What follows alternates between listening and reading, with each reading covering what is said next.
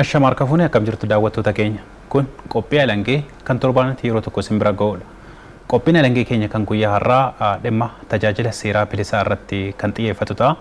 Marii kanaa fi keessummoota lama as istuudiyootti affeeradhee jira. Keessummaan keenya kan jalqaba Aadde Laayilaa Mahammad jedhamu biiroo Abbaa Alangaa Waliigalaa Oromiyaatti Abbaa Alangaa naannooti. Keessummaan keenya kan lammataa immoo Obbo Habtaamuu Magarsaa jedhamu waajjira Abbaa Alangaa magaalaa Shaggaritti Daayirektaroota dhimmoota hariiroo hawaasaati. Mariisaa kan isin wajjin ture ammoo Hailuu Miidhagsaati.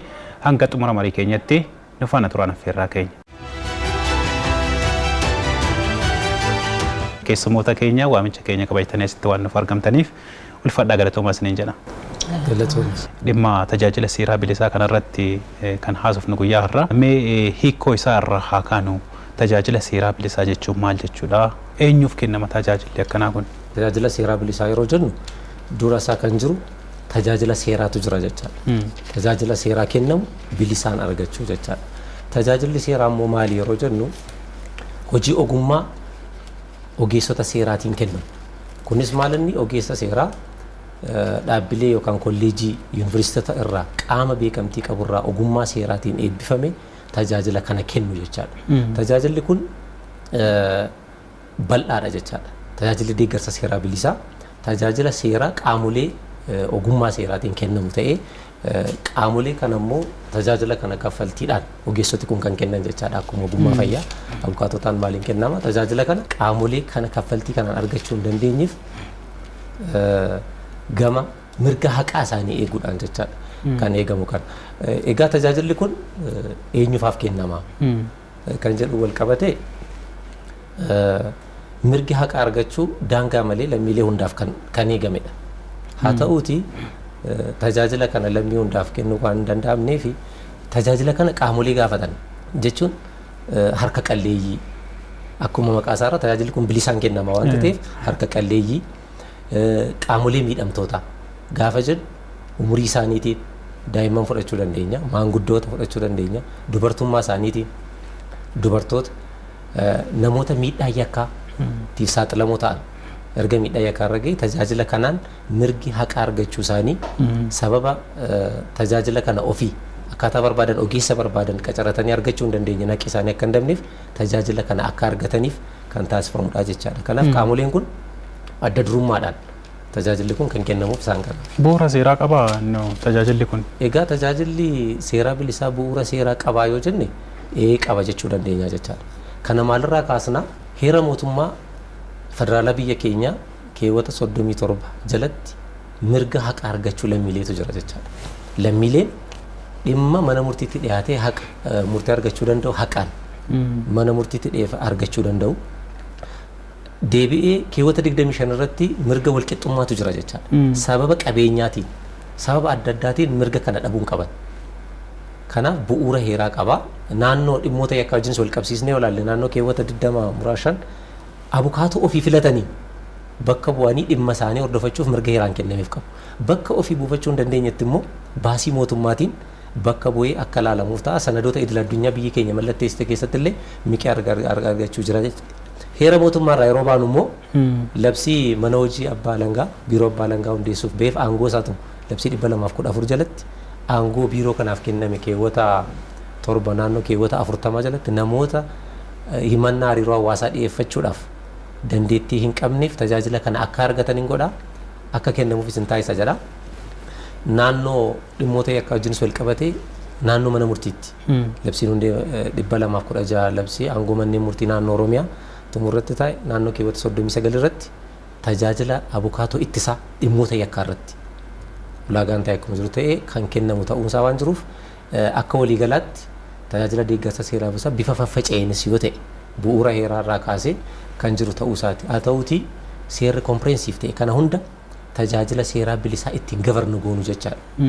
Bakka tokkotti kompaayil ta'e garuu ammaaf kan hin jirre ta'uusaati jechaadha. Baay'ee gaariidha. Mee Aadde Laayilaa tajaajilli seeraa bilisaa kuni namoota dandeettii yookaan humna maallaqaa hin qabneef irra caalaa kan kennamu keessayyuu dubartootaaf ijoollee manneen barnootaa keessa jiran ta'uu danda'a. Isaan kan namoonni kunniin humna dhabeeyyii ta'uu isaanii akkaataa kamiin qulqulleeffamaniiti abukaatoon isaaniif dhaabbataa wanta jedhame. Maanguddoonni jiru, dubartoonni jiru, daa'immanni jiru, harka qalleeyyiin jira kan tajaajila kana argachuu qaban. Kanaaf jarri kun ragaa kana isaa fidatu qaama dhimmi ilaallatu irraa fidatu. Harka qalleeyyii ta'uu isaaniitiin hawaasummaa gandaarraa waraqaa eenyummaa isaanii fi xalayaa hawaasummaa gandaarraa fidatu. Warri kaan immoo qaama ilaalamaa kan maanguddoo yoo ta'e biiroo hawaasummaarraa fidatu. Kan dubartootas akkuma kana qaama ilaallaturraa harka qalleeyyii ta'uu isaanii xalayaa fidatanii erga xalayaan sun dhufee iyyatanii booda tajaajilli kun akka kennamuuf taasifamaa jechuudha. Akka naannoo Oromiyaatti jechuudha. Tajaajilli seeraa bilisaa kun yeroo ammaa kana maal fakkaata? Sadarkaa maalirra jira jechuun dandeenyame akkaataa kamiin kennamaa jira tajaajilli seeraa kun? Tajaajilli deeggarsa seeraa bilisaa kun kennamaa jira. Hanga tokko kennamaa jira. Garuu akkaataa barbaadameen nama fayyadamuu qabuuf sun akka itti fayyadamuu taasisuudhaaf hanqinni qaba. Hanga tokko waggaatti amma harka qalleeyyii meeqaaf hin kennama amma tajaajilli seeraa bilisaa kun? Guutumaan guututti fiigarii isaa yaadachuu dhiisuu dandeettu garuu bal'inni isaa akkaataa kamiin ilaalta? Amma ta'e amma kan biiroo keenyatti hojjetamaa jiru dhufanii iyyatu. Warra iyyateetu amma warra hubannoo isaa warra beekantu dhufanii iyyatu. Yeroo iyyatan abukaatotu ramadamaaf. Gara godinaattis haa ta'u biiroo asittis yoo naannoo irrattis yoo jiraatan abukaatoon ni ramadamuuf.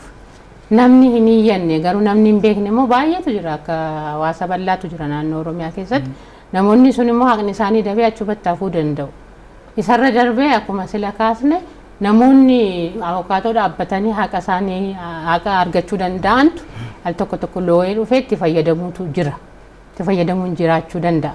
Kun maalirraa kaa yaa'u wanta tokko yeroo haasofnu qorannoo irratti hundoofne haasa'uu qabna.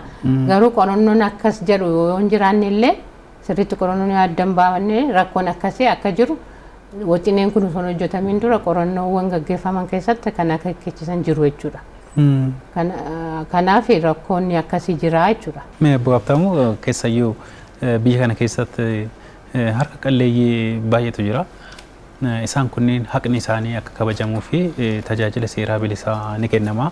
Kun seera mootummaarraa kaasee seerotaa fi hojimaata adda addaa irra jira waan ta'eef akka magaalaa Shaggaritti tajaajilli seeraa bilisaa kun akkaataa kamiin kennamaa jira? Maal fakkaata? Sadarkaa maalirra jira waan ta'eef? Tole tajaajilli seeraa bilisaa egaa duruma akka kaasne biiroo abbaa alangaa irraa kaasee daayirektoreetiin dhimmoota hariiroo hawaasaa dantaa uummataaf mootummaa gurmaa'ee jira. Hojiin kun silaa rakkuma inni qabu kaasnu malee karoora biiroo abbaa alangaa fi caasaa isaa hanga aanaatti jiru keessatti akka hojii ijoo tokkotti qabameetu kan inni hojjetamaa jiru jechaadha. Kanaaf lakkoofsi isaa guddaadha. Akka Shaggaritti fakkeenyumaaf kaasuuf magaalota gurguddaadha naannoo kanarra kan jiru abukaatoodhaan hangamtu kennama. Wiirtuu kenniinsa tajaajila seeraa bilisaa kan jenne kanneen sila yuunivarsiitii naannoo Finfinnee dabalatee naannoo sanatti kan kennan jiru abbaa alangaatiin qaamoleen kun adda baba'ee gahee isaaniitiin naannoo uummata 3,000 akkas ta'uuf kennuudhaaf bara kana karoorfamee kan irratti hojjetamaa jiru akkuma qabatama Shaggar qofatti. Kun egaa guutuu Oromiyaatti godinaalee qabnuu fi magaala qabnu irratti yoo ilaalle lakkoofsi isaa guddaadha. Hojiin kun illee jala bu'amee tokko sadarkaa itti aanaa hoogganaa biirootti kan hordofamu ta'ee gabaasisaa yeroo yeroodhaan jechaadha. Qabatamaadhaan kan ilaalamaa jiru kan jiru ta'uu isaati jechaadha. Kana baranii qaama miidhamtoota yeroo hubannaa argatanii dhufanii tajaajila kana argachuudhaaf fedhiin jiru bal'inaan kan dhufaa jiru ta'uu isaati jechaadha. Kanaaf hojii guddaadha kan hojjetamaa jiru. Kan jechaa jirru qaamni as keessatti gahee qabu. Abukaatoo dabalatee wiirtuu kenniinsa tajaajilaa dabalatee hojimaata bakka qindaa'e tokkoon dhiyootti deemame gaarii ta'adha. Maaliif akka biyyaatti qaamoleen amma fakkeenyaaf waldaa ogeessota seera dubartoota Itoophiyaa yoo fudhatte akka biyyaatti miidhaa dubartootaaf daa'imman mirga isaanii kabachiisuu wal qabate waan guddaadha kan hojjetamaa jiru.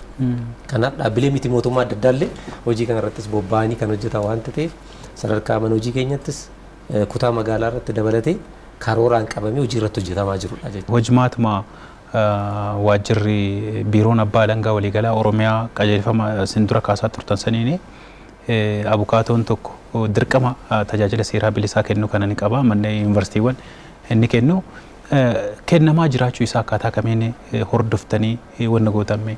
Tajaajilli kun bifa akkuma sila Habtaamuun kaase seeraan mana hojii keenyaatti illee aangoo mana hojii keenya jala irratti illee jira. Adeemsi daayireektoriitiin tokko immoo tajaajila kana kan kennu jira. Abukaatonni immoo nu jalatti kan naamusni isaanis maal isaan kan hoogganamu jechuudha. Kanaaf namoonni kun yeroo iyyatan tajaajila kan kennamaa jira. Hin kennama tajaajilli kun yeroo dhufan iyyatan abukaatota xalayaan barreeffame akka deeggaru ni taasifama. Garuu immoo akkaataan hordoffiin isaa sa'aatii meeqa kennee galmee meeqa irratti kennee kan jedhu san hordoffii sana taasisuudhaaf rakkootu jira. Rakkoo maaliidha? Hojimaatatu hin diriirre. Hojimaan diriiruu qaba ture akkamitti akka tajaajilli bilisaa seeraa kun kennamuu qabu eenyutu kennamuu akka qabu sa'aatii meeqatti kennama ammoo kan jedhu gabaasa isaallee hordofuudhaaf nama rakkisaam. Kun rakkoo kanarraan kan ka'e biiroon abbaa alangaa walii galaa hojimaata kana diriirsuudhaaf tattaaffii inni godhee jira. Wixinee qopheessee jira. Wixinee sirna to'annoo tajaajila deeggarsa seeraa bilisaa kan jedhu wixineen sun qophaa'ee gara qaama dhimmi ilaalutu gara waajjira pirezidaantii darbee jira. Garuu wixinichi sun hin mirkanoofne. Hordoffiidhuma kanaaf to'annoo kana taasisuudhaaf kan hojjetamaa jirudha gara fuulduraatti. Amma garuu hojiinsaa haala barbaadameen haala guutummaatti hojjetamaa jiru. Waan hin hojjetamne immoo sababa mataasaa qabaachuu danda'a. Hojimaanni kunis waan hin diriirreef ta'a. Hubannoon qaama hawaasaallee dhiibuu danda'a. Sirriitti kennamaa waan hin taaneef. Obbo Habtaamuu keessayyuu akkuma dura kaasaa turre jechuudha. Abukaatonni tajaajila seeraa bilisaa kennuudhaaf dirqamni karaa seeraatiin itti kennamee jira. Garuu hojimaata isaa ittiin to'atu qabdu. Qabatamaadhaan ammoo abukaatonni dhimma kana itti gaafatamummaadhaan fudhatanii hojjetaa jiru wanta jedhume. Tole akkuma amma kee egaa tajaajilli kun waajjira abbaa alangaaf caasaan isaa biiroo kaasee hanga aanaatti jiru gama tokkoon miidhamtoota yakkaa akkuma sila kaasne keessa isaan tajaajila tokko kan argatanidha. In kenna tajaajilli seeraa bilisaa waajjira abbaa alangaa keessatti hin kennama.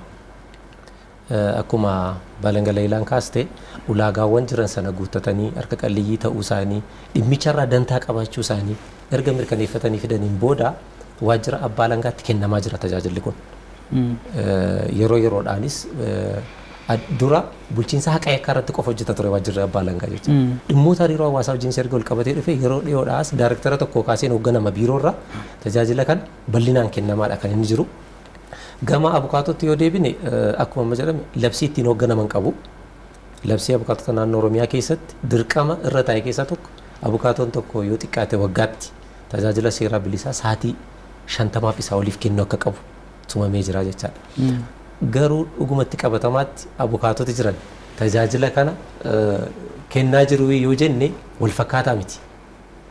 Kunis maalirraa madda akkuma dura kee hojimaati ittiin hoogganamu akka ulaagaatti dhugaa dubbachuuf labsii sana keessatti heeyyama isaanii waggaa waggaan haareffachuudhaaf abukaatoon dirqama tajaajila bilisaa kana sa'aatii 50 kennuu isaanii ragaa dhiyeeffachuudha kan isaan qabanne.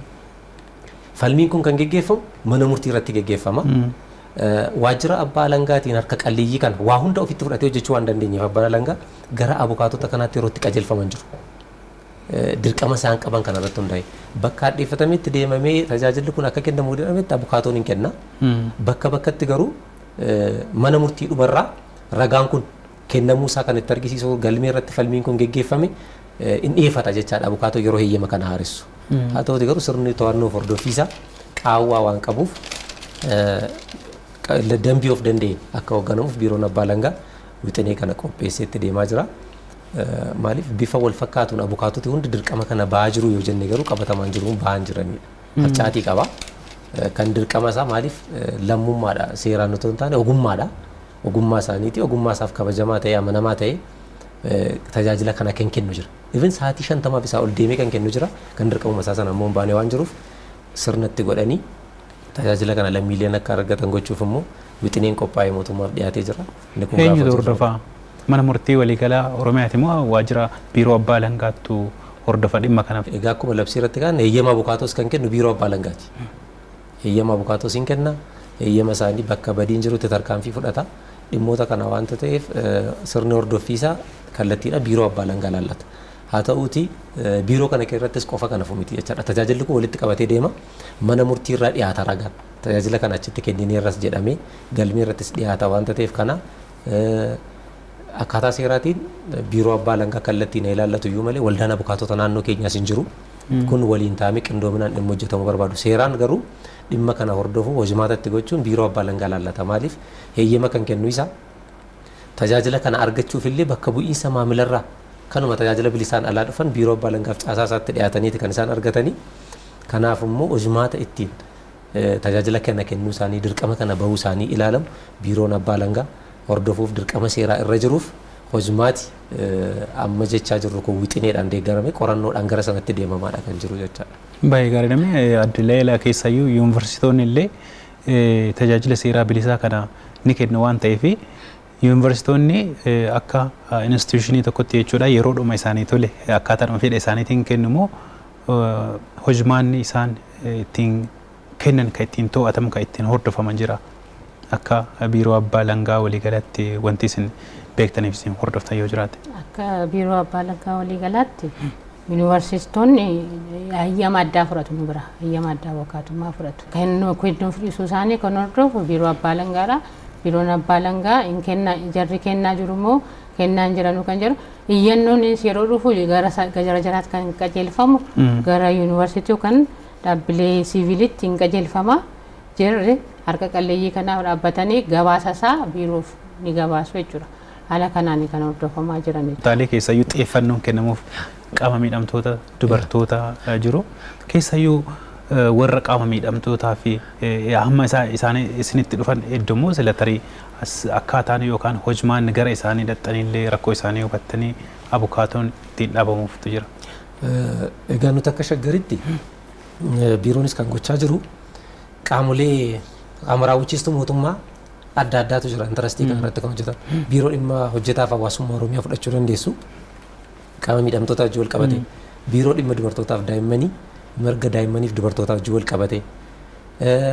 Naannoo hospitaalotaatti tajaajilli kennamu kun bifa qindaa'een akka kennamuuf hojjetamaa jira. Nuti akka shaggaritti sanada wal hubannaa qopheeffanneetu kan jirru jechaadha.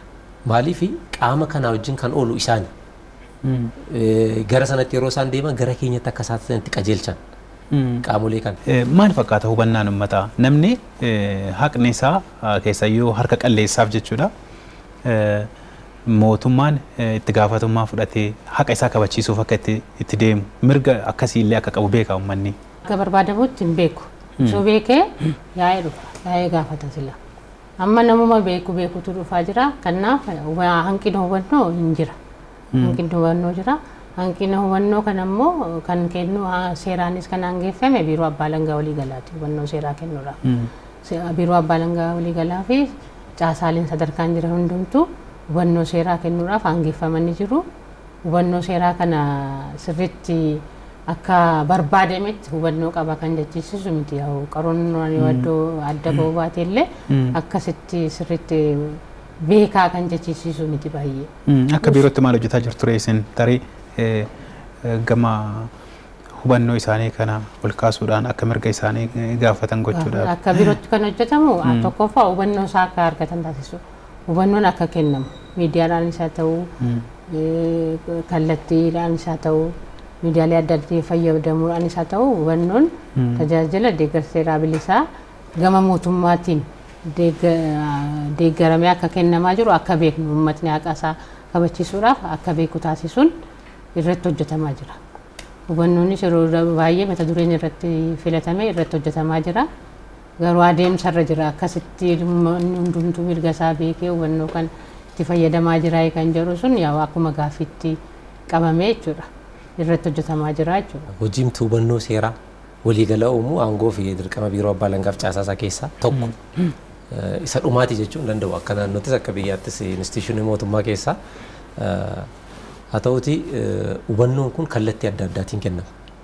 Mata dureen irratti bocamee barreeffamni qophaa'ee dhimma tajaajila seeraa irratti kennameera waan jedhu almost qabatamaadhaan rakkisuu dhiisuu danda'a ta'a. Kan biraa karaa nuti hawaasa bira gahuu dandeenyu tokko chaartarii lammiilee waadaa ittiin hawaasaaf galuu qabna jechaadha. Tajaajila maalii kennina waajjirri keenya? Isinirraa dirqama maalii eegama? Nurraa maaltu jira? Maal guutanii yoo dhufan maal fudhata kan jedhu chaartarii lammiilee bifa birooshariitiinis qopheessinee karaa toora miidiyaalee waajjirichaatiinis gadi lakkisnaa jechaadha. Kutaan waajjiraaleen keenya kutaa magaalaarra jiran kallattiidhaan hawaasa keessa qabatamaadhaan oolu achitti tajaajila kana akka kennamu hubannoo kun uumamaa jira. Haa ta'uuti dhugumatti hawaasni waan kana beekeraa yoo jenne hanqinni jira. Waajjira abbaa alangaa yeroo jedhamu kan isaan ittiin beekan dhimma haqa yakkaa dhimmoota miidhaa yakkaa wal qabatan poolisii wajjin qorachuu, himachuu, mana murtiitti dhiyeessuu dhimma kanarratti baay'inaan fookas kan godhu. Hojiin biraas sadarkaa naannootti yeroo dhufu dhimmi adda addaa yoo jiraate illee. Amma waggoota lama as garuu abbaan alangaa dantaa uummataaf mootummaa bakka bu'ee dhimma hariiroo hawaasaa harka qalleeyyii bakka bu'ee dhimma hariiroo hawaasaa falmuu sadarkaa jalqabbii irra jiruun sochiin jiru gaariidha. Ammas garuu hubannoon kun bal'inaan kennamuutu irra jiraata jechaadha. Hubannoon kun bal'inaan yoo kenname rakkoowwan sila jennu dirqama abukaatoti seeraan bahuu qaban illee uummatni dhaqee gaaffii kana bal'inaan yoo dhiyaate nama hunda bira ga'uu yoo baanne hanga ta'e itti deemuun ni danda'ama waan jedhu kana jira. Naannoo hubannoo irratti bal'inaan itti deemuu irratti inafaa waan jedhuun qaba. Kan biraa mee obbo Habtaamuu qormaatilee akkamiittu isin mudata amma fakkeenyaaf durallee kaasaa turre waa'ee abukaatummaa kanaallee wal qabatee hubannoo hawaasni qabuunillee wal qabateeti qormaatilee adda addaa ka'uu danda'a. Mee isin qabatamaadhaan akka magaalaa Shaggarittis akka naannottis wanti isin akka ogeessatti illee hubattan maalidha? Tajaajila kana yoo laalle fedhiin jiru guddaadha. Tajaajila kana barbaachuudhaaf kan jiru guddaadha. Chaalenjii kan ta'u tokko hojimaata jalqaba jenne kana jecha. Maaliif dhimmi kun falmii gaafa jettu dhimma qabeenya mirga dantaa namaa juwaa wal qabatu waan ta'eef hojimaata ittiin hoogganamuuf ifa ta'e barbaada. Kanaaf hojiin kun akkaataa barbaadamuun deebuu dhabuu isaa irratti ogeessoti seeraa kunis gama abukaatos yoo laalle hanga kana itti deemuu kan dhabameef rakkoon hojimaata ifa ta'e diriiruu dhabuu isaati. Kan biraan waggoota lama as biiroo abbaa alangaa hojii hariiroo hawaasaa erga eegalee as tajaajila bal'aadha kan kennamaa jiru jechaadha. Harka qalleeyyiin kutaan hawaasaa sila jennee qaama miidhamtoota jennee kan kaasne sana dabalatee tajaajila bal'aadha kan kennamaa jiru. Kana keessatti chaalenjiin jiru madda faayinaansii mataa isaallee kan barbaadu jira jechaadha. Dhimmooti kun harka qalleeyyii taanaan olmoost mana murtiitti kaffaltiin kaffalamu hin jiru. Galmee isaa aksistee deemuuf ogummaa kana mirkaneessiteeti kanatti itti deemtu. Haa ta'uuti naannoo adda addaarra ragaa qaama adda addaa bira jiru dantaa isaanii waan miidhu kan barbaaddee kana qindeessitee deemtu humna namaan barbaada. Humna namaa bal'inaan naannoo kanarratti bobba'ee fedhii jiru wajjin wanti jiru rakkisaadha.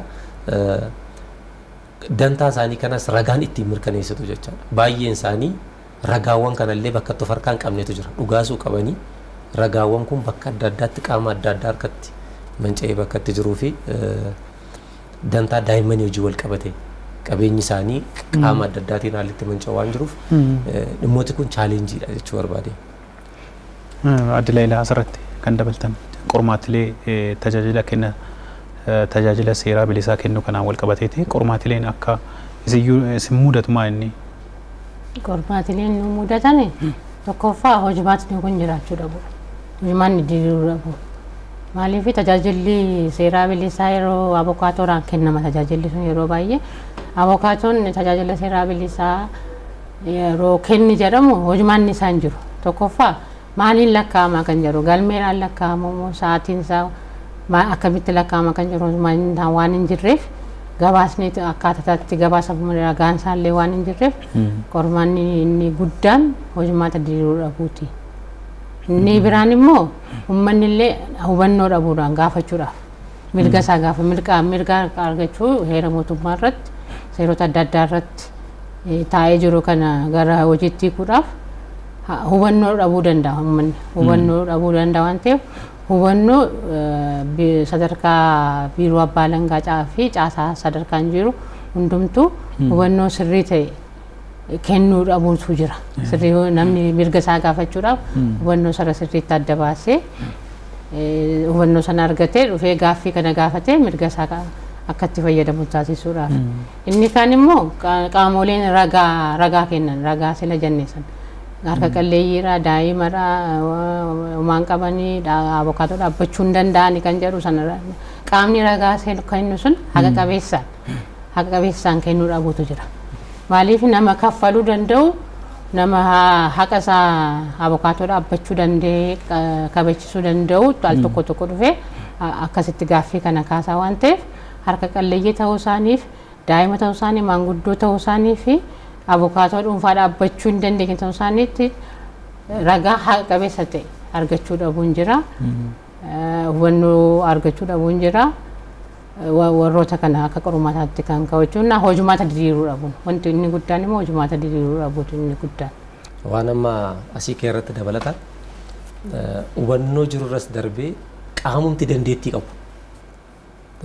Fakkeenyaaf tajaajila abbaa seerummaa kaffaluun jira. Ogeessota seeraa abukaatota kunis naannoo kana keessatti yeroo ba'anii hojjetan ogummaa qabaniin tajaajilanii galii seeraan murtaa'e kana kaffalchiisaniitu kan isaan hojjetanii isarraa gibira mootummaa kaffalu ogummaa kanaan jiraatu. Haa ta'uuti qabeenya meeqa osoos qabanii lammiileemti kallattiidhaan mirga kun isaan ilaallatu illee akka ittiin fayyadamneef kana keessa daa'effatanii warreen tajaajila kana argachuuf dhiyaatan illee bakka itti mudatantu jira jechaadha.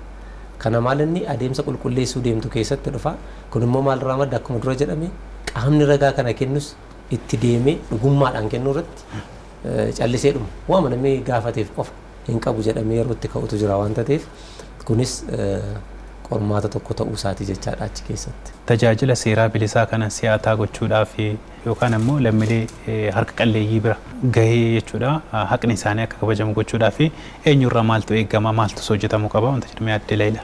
Tajaajilli kun akka lafa qabatuu fi namni akka fayyadamaan akka irraa fayyadamuu fi tokkoffaa mootummaarraa maaltu eegama mootummaarraa jalqaba.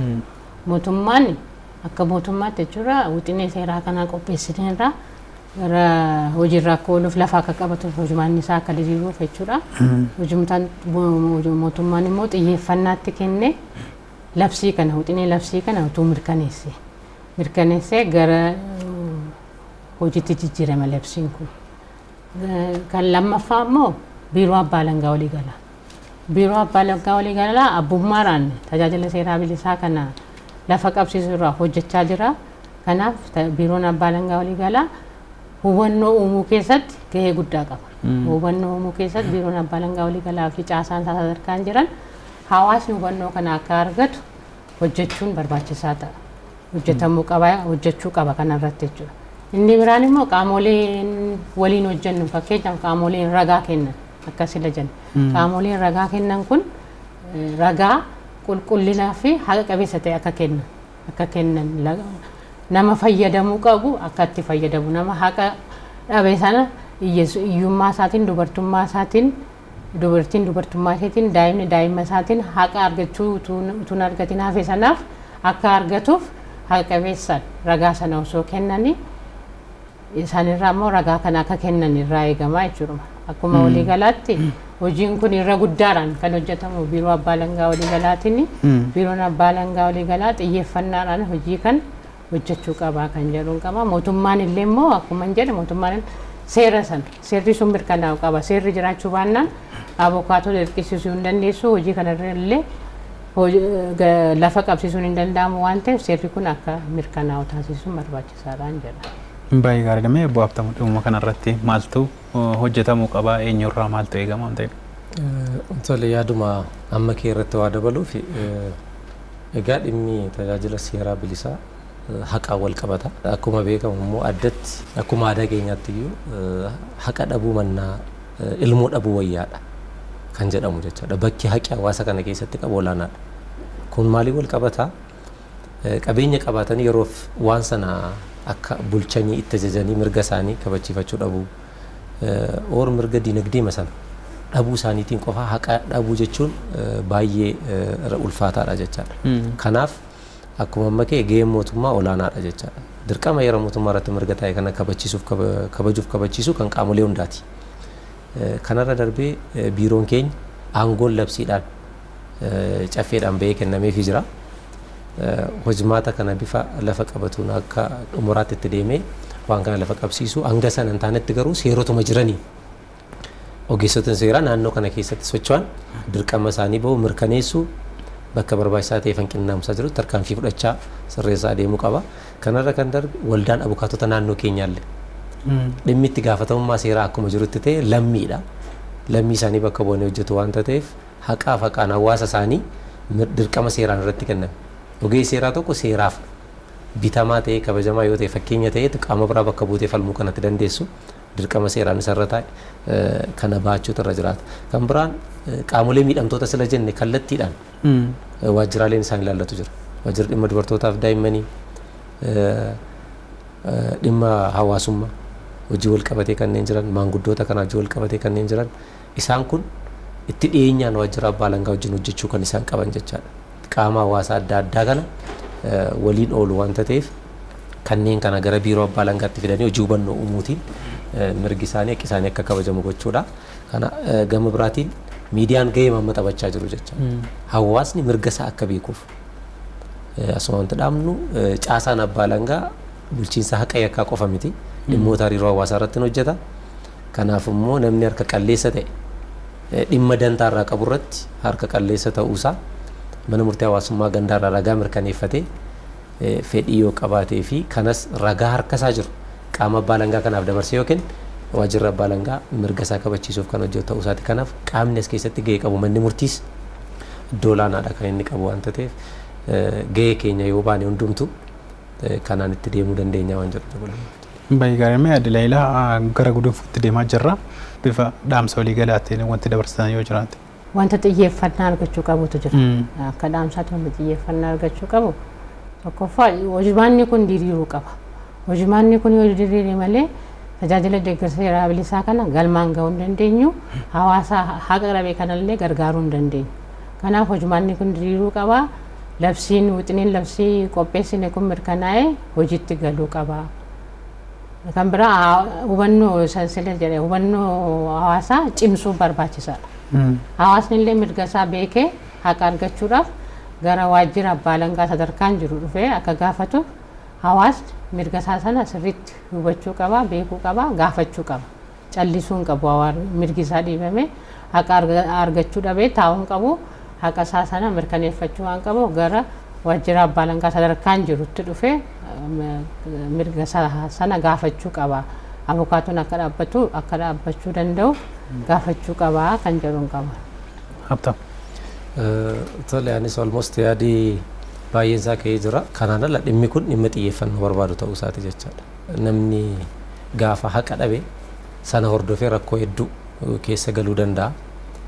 Qabeenyi isaa maatiin isaa haala ammallee karaa seeraa ala jalaa battanamee kiraayisii adda addaatiif biyya kana keessatti illee deemuu danda'a jechaadha. Kanaaf tokkoffaa hangan hin jedhu qaamni as keessatti gahee qabu hundumtu gahee keenyaa baanudha. Gahee keenyaa baanu addatti immoo biiroon abbaa alangaa waliigala Oromiyaaf caasaansaa dirqama seeraan itti kenname akkaataa seeraatiin raawwachiisuudhaan mirga lammiilee kabachiisuu qaba. Kanaaf immoo hawaasni beekuu qaba jedhee kan yaadu akka magaala keenyattis yoo ta'e hanguma jiru namni haqa qabu waan jennu waan irraa mirga gaafatu kanaaf haqummaa gaafata jechaadha. Haqa qabu qabatee caasaa waajjira abbaa alangaa almost guutuu Oromiyaa keessa kan jiru jechuun hin danda'ama jechaadha. Karoora wal fakkaataadhaan hoogganamna waan ta'eef gara waajjira abbaa alangaatti ragaa isaa qabatee ragaa qulqulluu ta'ee fi dirqama sarara barbaadamu qabatee dhiyaatee mirga haqa argachuusa mirkaneeffachuu danda'a jechaadha.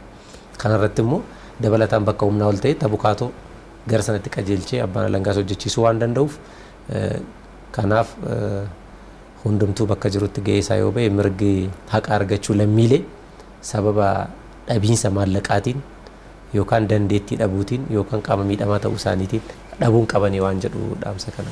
Aadde Laayilaa Muhammad biiroo abbaa alangaa waliigalaa Oromiyaatti abbaa alangaa naannoo akkasumas obbo Habtaamuu Magarsaa waajjira abbaa alangaa magaalaa Shaggaritti daayireektara dhimmoota hariiroo hawaasaa as istuudiyoo keenyatti argamtanii dhimma tajaajila seeraa bilisaa irratti ibsaa fi yaada bal'aa waan kennitaniif ulfaadhaa galatoomaa isiniin jedha.